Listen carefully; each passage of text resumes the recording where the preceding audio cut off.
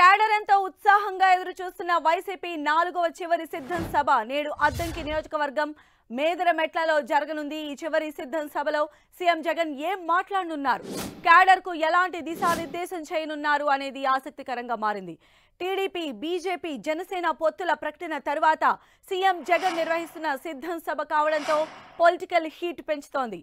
Why not 175 అంటూ ముందుకు వెళుతున్న జగన్ టీడీపీ, బీజేపీ, జనసేన పొత్తుల ప్రకటన తర్వాత నిర్వహించే ఈ సభలో ఏం చెబుతారనేది ఇప్పుడు అంతటా చర్చనీయాంశంగా మారింది।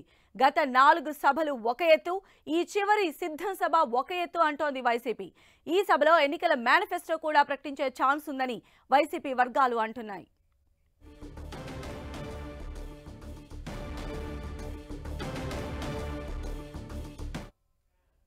ఇక సభాస్థల్ నుంచి మరిన్ని అప్డేట్స్ అందించడానికి మా ప్రతినిధి దుర్గా మనకు అందుబాటులో ఉన్నారు। దుర్గా,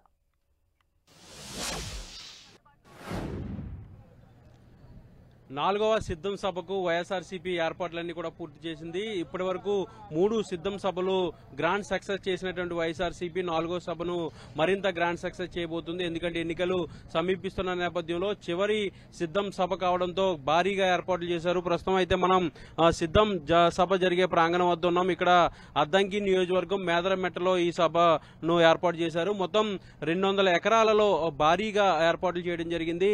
100 ఎకరాలకు పైగా సభ కోసం, అలాగే మరొక 100 ఎకరాలు పూర్తిగా పార్కింగ్ కోసం ఈ సిద్ధం సభకు భారీగా ఏర్పాట్లు చేశారు। మొత్తం 15 లక్షల మంది వస్తారంటూ కూడా అంచనా వేస్తున్నటువంటి పరిస్థితి। మొత్తం 54 నియోజకవర్గాలు అంటే ఉమ్మడి నెల్లూరు, ప్రకాశం, అలాగే గుంటూరు, ఈ 3 ఉమ్మడి జిల్లాలకు సంబంధించినటువంటి 54 నియోజకవర్గాల నుంచి పార్టీ కేడర్ అంతా కూడా రాబోతున్నారు। పార్టీ కేడర్ తో పాటు ఎమ్మెల్యేలు, పార్టీ నేతలు అందరూ కూడా రాబోతున్నారు। అయితే ఈ సిద్ధం సభ అంటే చివరి సభ కావడం, ఎన్నికల షెడ్యూల్ కూడా మరొక వారం రోజుల్లో వచ్చే అవకాశం ఉన్నటువంటి పరిస్థితిలో ఇది చివరి సభ కావడంతో మరింత ఎక్స్పెక్టేషన్స్ అనేవి పెరిగాయి। ఇప్పటికే ఉత్తరాంధ్రకు సంబంధించినటువంటి భీమిలి సభ, తర్వాత కోస్తా జిల్లాలకు సంబంధించినటువంటి దెందులూరు సభ, తర్వాత రాయలసీమకు సంబంధించినటువంటి రాప్తాల్లో జరిగినటువంటి సభ, ఈ సభలు 3 కూడా చాలా సక్సెస్ అయ్యాయి। కేడర్లోనూ అలాగే పార్టీలోనూ కూడా పెద్ద ఎత్తున జోష్ కూడా వచ్చినటువంటి పరిస్థితి। ఈ నేపథ్యంలో ఇప్పుడు ఈ 3 జిల్లాలకు సంబంధించి నెల్లూరు, ప్రకాశం, అలాగే గుంటూరు, ఈ 3 జిల్లాలకు సంబంధించినటువంటి జరుగుతున్నటువంటి ఈ సభకు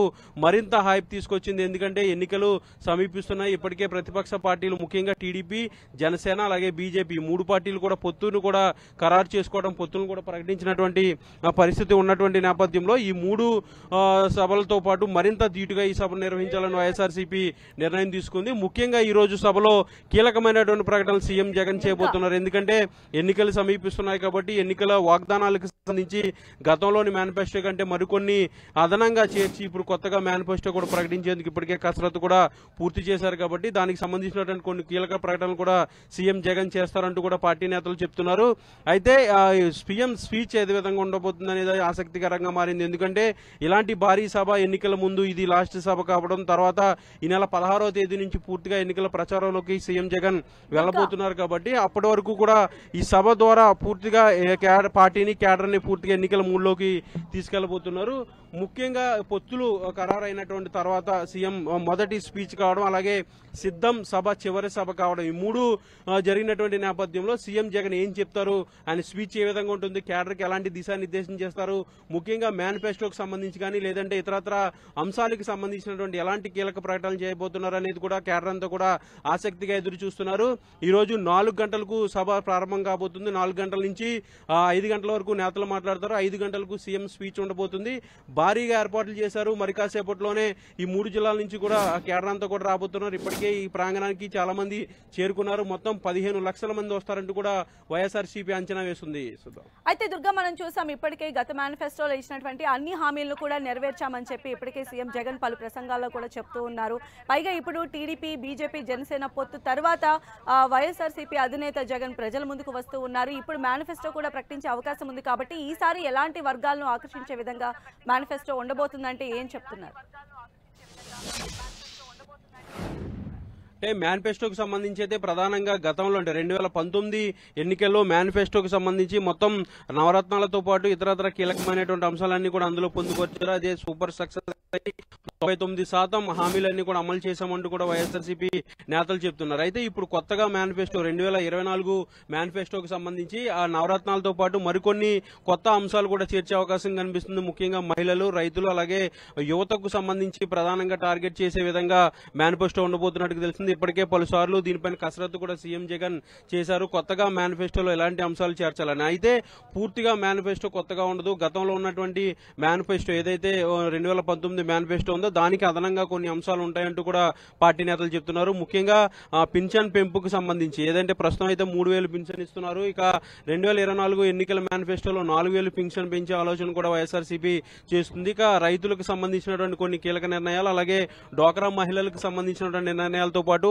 అమ్మఒడి, అలాగే ఆసరా, చేయూత ఇలాంటి సంక్షేమ కార్యక్రమాలు ఆల్రెడీ అమలు చేస్తున్నారు. కాబట్టి వాటికి సంబంధించినటువంటి లబ్ధి ఏదైతే ఇప్పుడు అకౌంట్ లో డబ్బులు వేస్తున్నారో ఆ డబ్బులకు సంబంధించినటువంటి ఆలోచన అయితే వైఎస్ఆర్సీపీ చేస్తున్నట్టుగా మనకి సమాచారం అందుతుంది. అయితే ఇప్పటికే టీడీపీ, జనసేన అలాగే బీజేపీ 3 పార్టీలు కూడా పొత్తుకు సంబంధించినటువంటి ప్రకటన కూడా చేశాయి. కాబట్టి ఆ మేనిఫెస్టో కూడా ప్రకటించేందుకు టీడీపీ, జనసేన అలాగే బీజేపీ 3 పార్టీలు కూడా కసరత్తు కూడా చేస్తున్నారు. ఇప్పటికే టీడీపీ సూపర్ 6 అంటూ కూడా ప్రజల్లోకి తీసుకెళ్లే ప్రయత్నం కూడా చేస్తున్నటువంటి నేపథ్యంలో ఈ మొత్తం మేనిఫెస్టోకి సంబంధించినటువంటి కీలక అంశాలు కూడా ఈ రోజు సభలో సీఎం జగన్ ప్రకటించే అవకాశం అయితే కనిపిస్తుంది. దీంతో పాటు ఎన్నికల వ్యూహం ఏ విధంగా ఉండబోతుంది, ఎందుకంటే 3 పార్టీలు కలిసాయి, పొత్తు కూడా ఖరారైంది. కాబట్టి ఇక నుంచి ఎన్నికల వ్యూహం ఏ విధంగా ఉండబోతుంది, ఎలాంటి ప్రాధాన్యత ఉండబోతుంది, ఏ విధమైనటువంటి పాత్ర కేడర్ పోషించాలనే దానికి సంబంధించి పూర్తిగా సీఎం జగన్ ఈ రోజు దిశానిర్దేశం చేయబోతున్నారు. అయితే ఇప్పటివరకు జరిగినటువంటి సిద్ధం సభలు ఒక ఎత్తు, ఇక నుంచి జరగబోయే సభ మరొక ఎత్తు అంటూ కూడా పార్టీ నేతలు చెప్తున్నారు. ఎందుకంటే భీమిలి నుంచి రాప్తాడు వరకు 3 సభలు జరిగాయి. ఈ 3 సభల్లో కూడా ప్రతి సభకు స్ట్రెంత్ అనేది పెరుగుతుంది, అలాగే జోష్ కూడా పార్టీలో పెరుగుతుంది. కాబట్టి ఇప్పుడు జరగబోయే ఈ అద్దంకి మేదరమెట్ల సభతో మరింత జోష్ ని పార్టీలో దించేందుకు వైఎస్ఆర్సీపీ సిద్ధమైంది. ముఖ్యంగా 15 లక్షల మంది సభకు వస్తారంటూ కూడా పార్టీ నేతలు అంచనా వేస్తున్నారు. 200 ఎకరాల్లో భారీ ఏర్పాట్లు కూడా చేయడం జరిగింది. అయితే సీఎం జగన్ 4 గంటలకి ఇక్కడికి వస్తారు.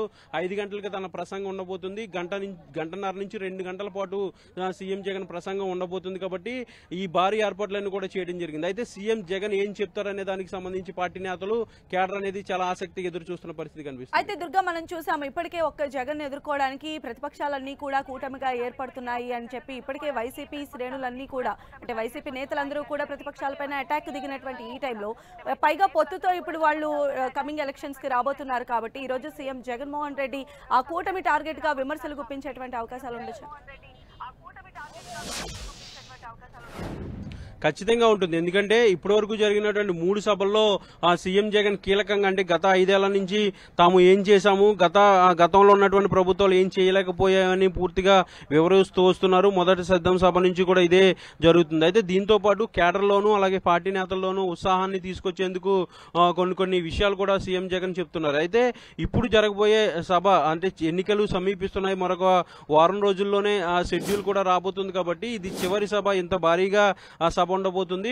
ఈ నెల 16వ తేదీ నుంచి కూడా ఎన్నికల ప్రచారానికి సీఎం జగన్ వెళ్లబోతున్నారు. కాబట్టి ముఖ్యంగా ఈ సభ ద్వారానే పూర్తిగా తన ప్రసంగాన్ని అలాగే తన ఉద్దేశాన్ని పార్టీ కేడర్కి అంతా కూడా ఇవ్వాల్సినటువంటి పరిస్థితి ఉంటుంది. ఎందుకంటే ప్రస్తుతం ఇప్పటికే 3 పార్టీలు, అంటే జనసేన అలాగే బీజేపీ, టీడీపీ కూడా పొత్తు కూడా ఖరారైంది. కాబట్టి ఆ పొత్తుకు సంబంధించి ఆ పార్టీలకు సంబంధించినటువంటి కామెంట్స్ కూడా సీఎం జగన్ ఈ రోజు చేసే అవకాశం కనిపిస్తుంది. ఎందుకంటే గతం నుంచి కూడా ఎక్స్పెక్ట్ చేస్తున్నారు బీజేపీతో టీడీపీ, జనసేన 3 పార్టీలు కూడా పొత్తులోకి వెళ్ళబోతున్నాయంటూ కూడా చెప్తున్నారు. ఇందులో భాగంగానే ఈ రోజు ఈ పొత్తుకు సంబంధించి సీఎం జగన్ ప్రస్తావించబోతున్నారు. కేడర్ ఏదైతే అనుమానం వ్యక్తం చేస్తున్నారో దానికి సంబంధించినటువంటి విషయాలన్నీ కూడా సీఎం జగన్ ఈ రోజు చెప్తారంటూ కూడా పార్టీ నేతలు చెప్తున్నారు. ఒక పక్క తాము ఏం చేశామనేది చెప్పడంతో పాటు గత ప్రభుత్వాలు ఏం చేయలేకపోయాయనే విషయాలను కూడా ఈ రోజు సభలో మరొకసారి సీఎం జగన్ చెప్పబోతున్నారు. 2014 నుంచి 19 వరకు టీడీపీ, జనసేన అలాగే బీజేపీ 3 పార్టీలు కలిసే ప్రభుత్వాన్ని నడిపించాయి. కాబట్టి అప్పుడు జరిగినటువంటి విషయాలన్నీ కూడా సీఎం జగన్ ఈ రోజు ప్రస్తావిస్తారంటూ కూడా పార్టీ నేతలు చెప్తున్నారు. ఈ పొత్తుకు సంబంధించి కూడా సీఎం జగన్ అయితే ఈ రోజు ప్రసంగించబోతున్నారు. దీంతో పాటు ప్రధానంగా ఏం చేయబోతాం, అంటే రానున్న రోజుల్లో మరింకా మంచి చేయాలంటే ఏం చేయాలనే దానికి సంబంధించి కూడా తాను మేనిఫెస్టోలో ఎలాంటి అంశాలు పొందుపరచాలనుకుంటున్నాను అనే దానికి సంబంధించి కూడా క్లారిటీ ఇచ్చే అవకాశం అయితే కనిపిస్తుంది. కీలకమైనటువంటి ప్రకటనలు ఉంటాయంటూ కూడా పార్టీ నేతలు చెప్తున్నారు. ఇందుకోసమే 15 లక్షల మంది ఈ సభకు వస్తారంటూ కూడా పార్టీ నేతలు అంచనా వేస్తున్నారు. రైట్ దుర్గా, అది మొత్తంగా మనం చూస్తున్నాం.